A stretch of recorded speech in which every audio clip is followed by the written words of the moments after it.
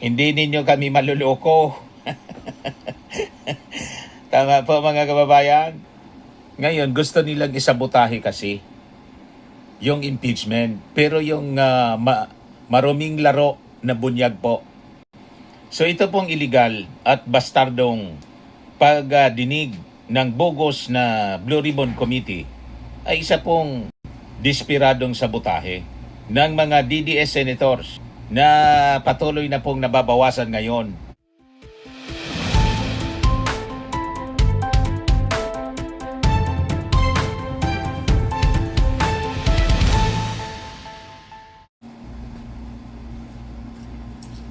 Hello po mga kababayan, kumusta po kayo? Si Dante Maravillas. Pag-usapan natin pa rin yung nangyari pong bogus Blue Ribbon Committee hearing kahapon na ang malinaw na intensyon mga kababayan isabotahe yung impeachment ni Sara Duterte. Ang tawag ni Congressman Adjong, isang political theater niya, palabas lang. Sinabit pati si Adjong. Isang malinaw na political theater at pamumulitika ang palabas na ito.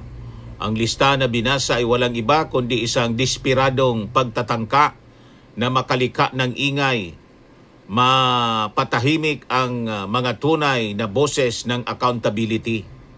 Isang palabasan niya, political theater, yung ginawa kahapon ng minority bloc ni Alan Peter Cayetano.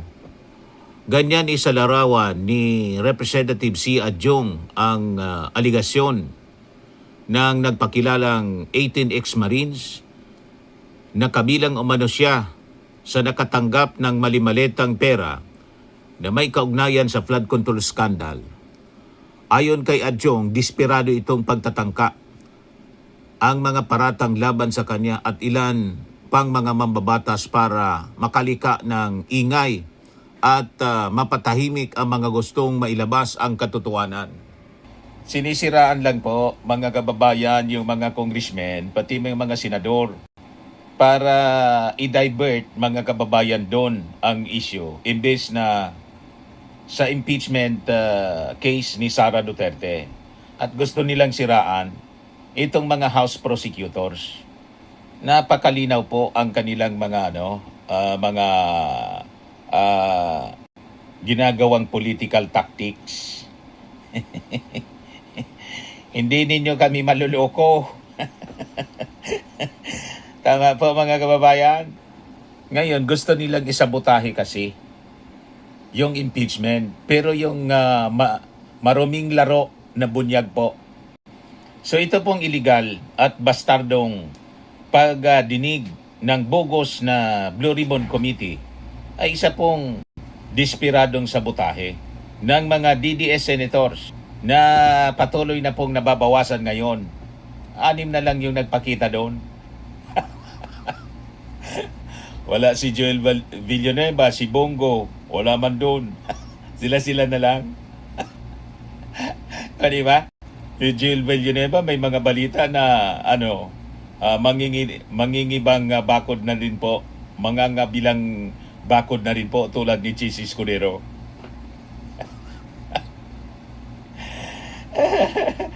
O di ba po?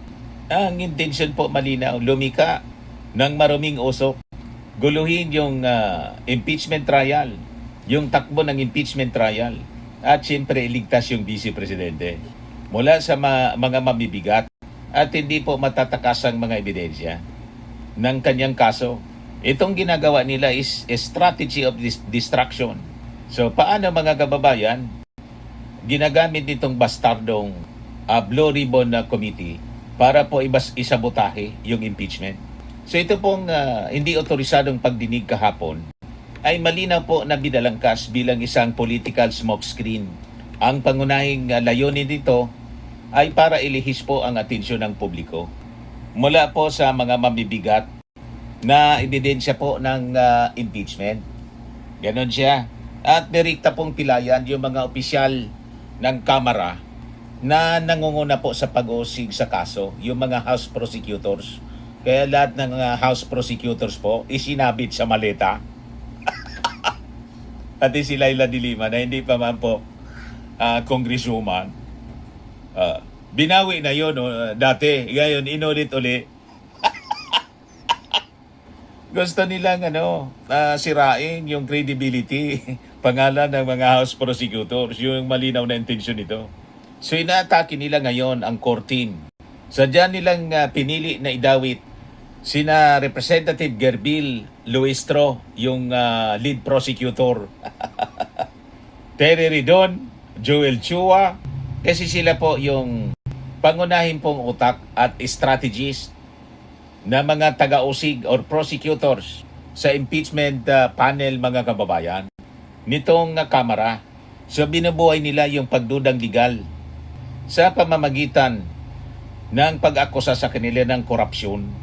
Ganun lang po ang ginawa nila. So sinubukan ng kampo ni Cayetano at ng mga tuta ng Vice Presidenteng Senador na lumika po ng naratibo na itong mga nag-uusig sa impeachment House prosecutors po ay may mga maruruming kamay, sabit din sa korupsyon, mali-maleta nga po, para mawalan po ng moral na karapatan na mag-usig. So binabahida nila ng korupsyon. Ginagawa nila ng kwento. Psychological war ang kanilang ginagawa, mga kababayan. Psychological warfare po ito. So ang pagkaladkad, mga kababayan, sa kanilang mga pangalan ay isang paraan po ng intimidation at harassment para po panic, mawala ng focus at saka maubos yung oras ng panel sa pagtatanggol ng kanilang mga sarili sa halip po na paganda ng mga formal na artikulo ng impeachment. Nagets na ninyo ang maruming laro nila, pero hindi nila madidistract itong mga magagaling, matitinik na mga House prosecutors. Basa na yung kanilang mga galawan kung saan yung mga ebidensya nila nag-backfire kasi puro piki.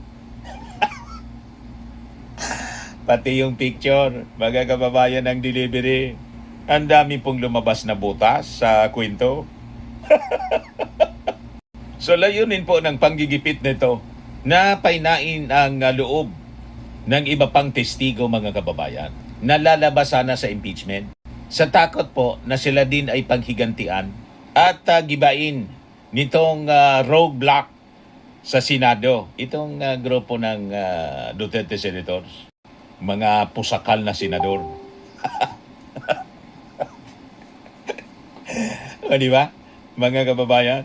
Gusto nilang patahimikin pati yung spokesperson, mga kababayan, ng impeachment trial na si Alonto Adyong.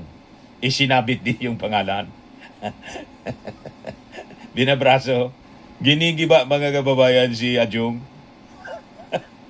So ang pagdawit po sa pangalan ni Adyong, isang kalkulado po na hakbang para sirain ang pangunahing tulay ng komunikasyon ng Kamara sa media at saka sa publiko. Kaya dinawit si Alonto Adyong. Alay nga yan niya, Mr. Maravillas, mga bugok. Sila lang ang maniniwala niyan, mga kababayan. O, di ba? Basa na natin ang kanilang mga masamang laro. Kasi po, sa tingin nila, kung magtatagumay sila, kung sirang-sira na ang kredibilidad ng spokesperson po sa publiko, mas madali na pong questionin, i-dismiss o bansagang political ang anyayan, ang anuman pong ilalabas na opisyal na anunsyo ng Kamara patungkol po sa takbo at matitinding ebidensya ng impeachment.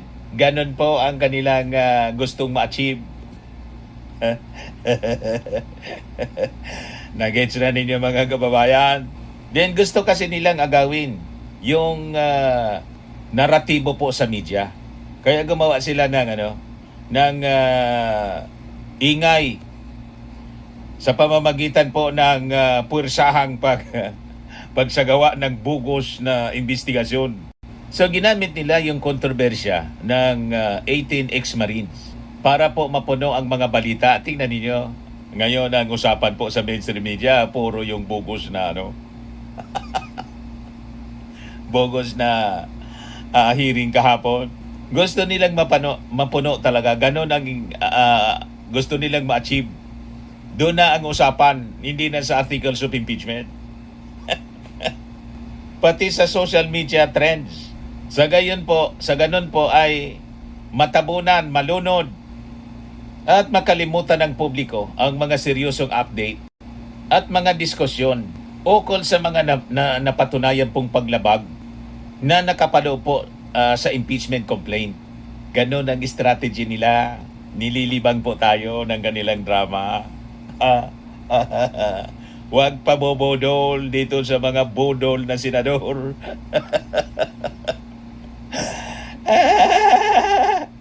At gusto nilang wasakin yung institusyon mismo ng Senado. Nakita ninyo, wala silang paki. The Senate is under attack. Puro yung drama nila. Wala silang paki. At ngayon ang gusto nilang sirain yung Kamara. Yung institusyon ng Kamara, mga kababayan, na binapalabas nila, puro nakamalita.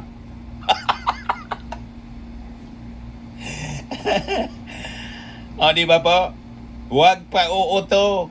So sa kanilang pag-atake sa tagapagsalita, ang mismong integridad ng buong Kamara bilang isang institusyon, mga kababayan, na nagpasimula ng impeachment, ang pilit nila pong binabagsak. Tama?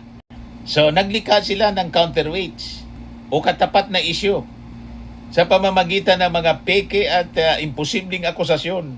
Yung ginawa nila kahapon. So ang pag-ibento, mga kababayan, ng kwento sa di umano'y 805 billion pala na cash delivery po.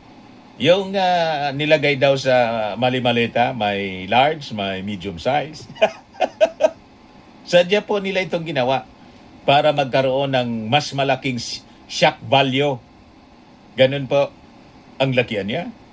805 billion. O di ba? May shock value po sa publiko. Kaysa sa mga totoong pundong pinatutunayan at pinag-uusapan sa impeachment. Yung kini-questionan niya ninyo na umikot sa bank accounts ni Sara, 6.77 billion man lang yan. Pero sa inyo anya, yung pinaghati-hatian ninyo, yung diniliberan niya mali-maleta, di ba niya 805 billion? Di ba mas malaki? Ganon. Ganon ang gusto nila, mga kababayan, na paniwalaan ninyo. Kung maniniwala kayo sa budol na mga kwento nila, sabi ko huwag pabobodol sa kwento nila. Focus lang tayo doon sa dokumento, sa AMLAC, hindi sa kwento nila. Yung AMLAC, na-detect po 6.77 billion. Na dapat yun ipaliwanag ni Sara kung bakit may dumaloy na gano'n kalaking pera sa kanyang mga bank accounts na na-detect po ng AMLAC. Dapat doon nakafocus ang kwento, hindi dito sa mga maleta na pilit nilang binibenta ang kwento sa atin. Nagets na ninyo, mga kababayan? Ngayon, sinusubukan, mga kababayan, itong napatalsik na pamunuan ng Senado na magmukhang sila po yung tunay na nag-iimbestiga sa korupsyon. Ang tawag niyan gaslighting. Para po maipakita sa publiko na ang Kamara at hindi ang Vice Presidente ang may tunay na anomalya. Binabaliktad nila yung kwento. Ang tunay niyang may anomalya yung Kamara, hindi yung Vice Presidente. Kaya yung Kamara yung dapat panagutin kasi mali-maleta ang diniliber sa kanila. O di ba? Ganon, binabaliktad nila yung naratibo, mga kababayan. So ito yung magiging armas nila sa trial. So itong mga peking testimonya mula sa pagdinig na ito, binabalak po nila na gamitin bilang recycled propaganda na ipapakain nila sa mga taga-suporta nila sa mga troll farms sa social media upang mag-organisa po ng mga kilos protesta. Lalasunin nila yung isipan nitong mga malinaw na pambubudol po. Yung mga supporters nila, kahit ano yung ipakain mong kwento sa kanila, lulunukin. Para gagatungan nila yon, yung mga napaniwala nila na maglunsad ng mga kilos protesta laban po sa gaganaping mga paglilitis. Ang naratibo nilang ibibenta yung mula sa bogus investigation. Magets na ninyo? Yun na yung ginagawa nila ngayon. Ngayon, dahil sa kanilang pagmamadali, nag-backfire, sumablay. Minadali kasi yung script. Ang daming butas po. Nagkabuol-buol po yung mga pizza at mga pinagsasabi.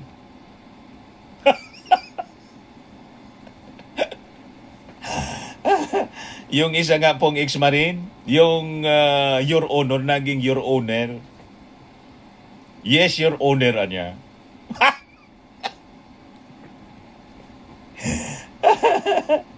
So ang resulta po, nabigo sila sa tangkang pagsabotahe sa impeachment trial. Ngayon, ito na yung mabilis na resback ng Kamara. Agad po na rumisponde yung Kamara sa pamamagitan po ng pagpapakita ng mga opisyal na dokumento mula sa Armed Forces, sa Philippine Navy, na nagpapatunay po na peke yung mga background ng mga testigo nila. Kung saan po, 4 sa kanila hindi man po naging Marines. At ang iba ay sinibak dahil po sa pag-AWOL. So walang talab sa impeachment po. Yung kanilang mga drama, kinumpirma po ng House leadership na hindi matitinag, hindi po maantala. At tuloy-tuloy yung proseso ng impeachment po laban kay Sara. So ang maraming taktika ng napatalsik na liderato ni Cayetano, nagpapakita lamang po ng kanilang kawalan ng lehitimo at legal na depensa. Ngayon, may legal na ganti yung House prosecutors. Sa halip na matakot at masindak, ang mga prosecutors, mga kababayan at nadamay na opisyal ay naghain na po ng mga kasong cyber libel. Patong-patong na cyber libel yung kanilang kakarapin. Laban po dito sa 18 alleged ex-Marines na lalo pong nagpabagsak sa operasyon nitong rogue hearing ng mga pusakal na Duterte senators. Ngayon, dahil po sa naging aksyon ng grupo ni Cayetano, yung kanilang desperadong hakbang, naging pong mitsa para tuluyan pong mairita ang bagong Senate majority. Yung solid Black 12 na sabi, madadagdagan pa in the coming days. At idiniklara po na bogus, illegal, bogus, at walang bisa po ang pagdinig ng kampo ni Cayetano. Void from the beginning. Sa ilalim po ng batayang batas ng remedial law at legislative procedure, ang anumang komite, mga kababayan, na walang basbas ng mayoriya at walang opisyal na kapangyarihan ay itinuturing po na quorum non judice. Isang pagtitipon na walang jurisdiksyon. Illegal po, bogus nga. So ang ginawa ng mga rihadong senador ay hindi po pagdinig, kundi isang illegal na sabuatan, conspiracy, na naglalayong pong baluktutin ang hustisya. So dito papasok yung doktrina ng falsos in uno, falsos in omnibus. False in one, false in everything. Sinimulan mong mali, magtatapos talagang mali. Di ba? Dahil napatunayan po ng Armed Forces at ng Navy na peke at sinibak sa serbisyo itong mga sinasabing testigo. So ang buong testimonya nitong mga sinasabing 18 Marines gumuho na ng tuluyan, mga kababayan. Lalo't yung kanilang mga kwento doon, puro may butas.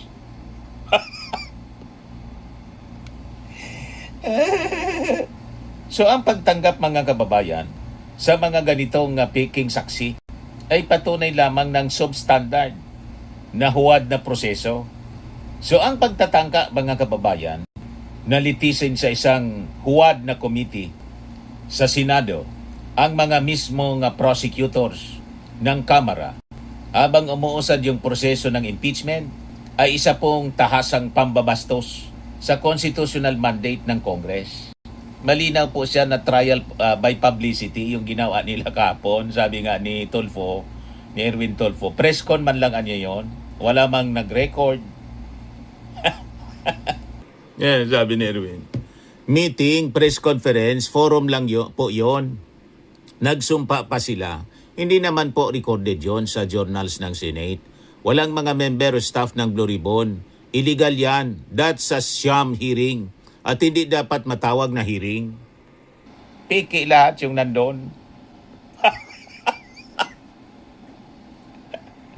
Piki na mismo yung committee. Walang authority yung committee. Pati yung chairman. Sila lang doon. Nag-press con sila. Tinawag nilang hearing. May pasumpa-sumpa pa. Kasumpa-sumpa yung ginawa ninyo. Bugos. Malinaw po, trial by publicity yung ginawa nila.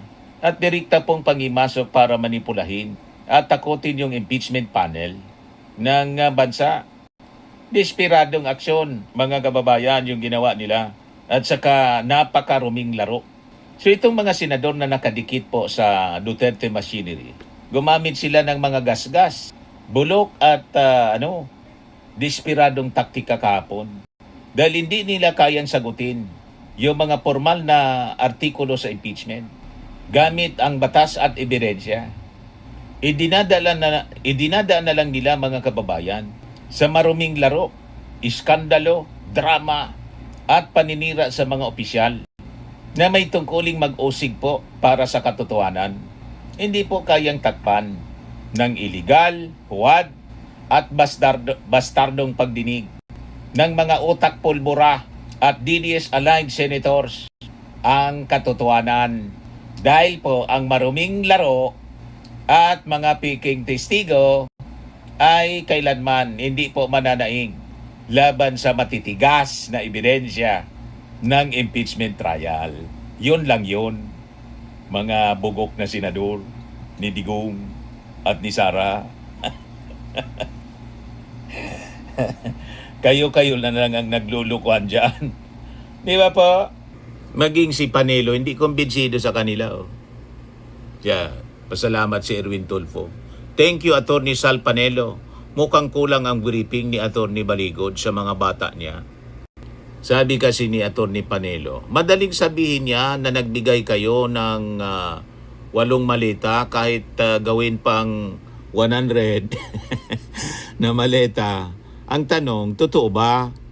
Kaya din yung pumunta, kunyari sa bahay nila, Erwin, na may dala kayong maleta, sabay pa picture or video. Tapos, gawin ninyong proof, o, di ba?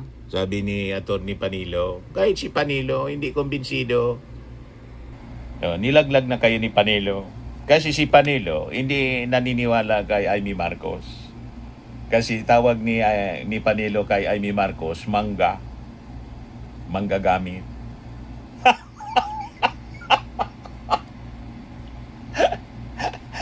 You see, nilaglag kayo ng inyong mga kalyado. Ayan si Panilo, hindi kumbinsido sa kwento ninyo. Ito pa si Tito Sen, sabi dito ni Tito Sen. Let's answer closely what they said. They said a limousine of Saldico entered the basement of my building. First of all, I do not have a building. We have a PR office, a building near Baclaran. A limo will not fit in the basement of that building. They mentioned my executive assistant, certain Mark. I only have one Mark Rosales, who died in 2015. So they're talking of 2024. They said the security of Senator Soto, I never had any security from 1992 to present, and I was not even a senator in 2024. Correct. Walang security po si Tito Sen. Nakita ninyo yung pinagbabato yung kanyang nung the Senate is under attack. Nag-iisa siya sa kotse. Kaya nga nagalit siya doon sa PNP kasi nakatanga lang yung lumabas yung kotse ni Tito Sen nang mangyari yung the Senate is under attack. Nag-iisi si Tito Sen sa kotse. Siya yung nagda-drive. Walang bodyguard. So sablay lahat yung kwento, mga kababayan, doon sa bogus hearing. Wala, nag-backfire lahat. Zero credibility yung testimony ng kwentong maleta. Tama po, mga kababayan.